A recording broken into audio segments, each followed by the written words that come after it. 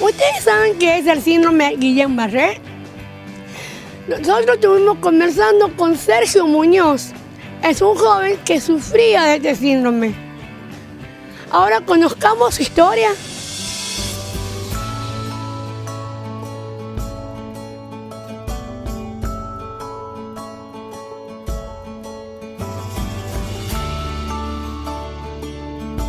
¿Me puedes contar un poquito a ver qué te pasó a vos? Bueno, el síndrome de Guillain-Barré es un virus que ataca el sistema inmunitario del cuerpo y deteriora la mielina, que es la que recubre la vaina de la parte de los nervios. Entonces interrumpe la comunicación entre el cerebro y los músculos y las extremidades.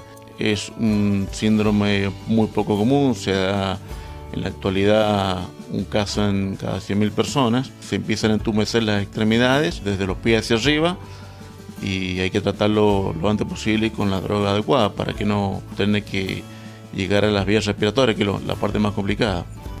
¿Sabes cómo te das cuenta que te dio ese síntoma que vos tuviste? Bueno, yo empecé a manifestar un dolor intenso en la espalda, puntualmente en la columna vertebral, y que era fruto justamente de la inflamación de la médula espinal. Esto hacía que al contraerse contra las vértebras produjera ese dolor, y a su vez se me fueron adormeciendo las extremidades, las manos y los pies. Empecé a sentir falta de fuerza en las manos al agarrar las cosas, falta de sensibilidad en la boca, no sentir los sabores de las comidas, y ese tipo de cosas. Y después, bueno, se fue empeorando cada vez más y me empecé a entumecer en las piernas y se me dificultaba caminar. Bueno, hasta que me hicieron el diagnóstico. El diagnóstico es algo fundamental y la gente tiene que saber que ante el menor problema físico tiene que consultar al médico. Es una patología que es muy similar a otras, pero no es lo mismo, no se puede tratar de la misma manera. Personas que a lo mejor han tenido una ACV o un aneurisma o un derrame cerebral y que tiene cierta sintomatología similar a esta enfermedad, pero no es lo mismo, entonces no se puede tratar de igual manera. Es fundamental consultar al médico y lo antes posible, apenas uno empieza a sentir algún malestar físico. ¿Sigues tomando medicación o cómo cambió tu vida? Medicación no tomo actualmente, por suerte. La que utilizaron durante el tratamiento, que duró 30 días, fue inmunoglobulina, pero a partir de ya quedar erradicado el virus, no fue necesario seguir tomando medicamentos, más allá de un complejo vitamínico, la rehabilitación física, el ejercicio y eso, para tratar de sentirse mejor uno, más allá de que no pueda lograr todo el porcentaje de aptitud física que tenía antes de la enfermedad. Sergio, ¿cómo fue tu conociste de terapia? Bueno, cuando salí de la terapia, la verdad que no era muy bueno el diagnóstico por venir.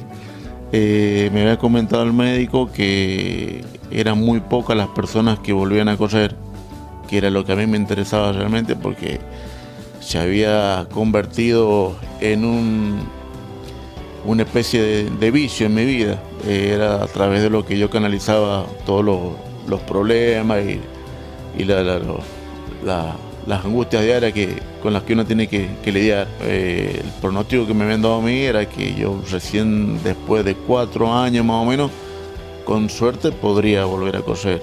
De a poquito empecé la rehabilitación. Bueno, yo salí en silla de ruedas porque no podía caminar.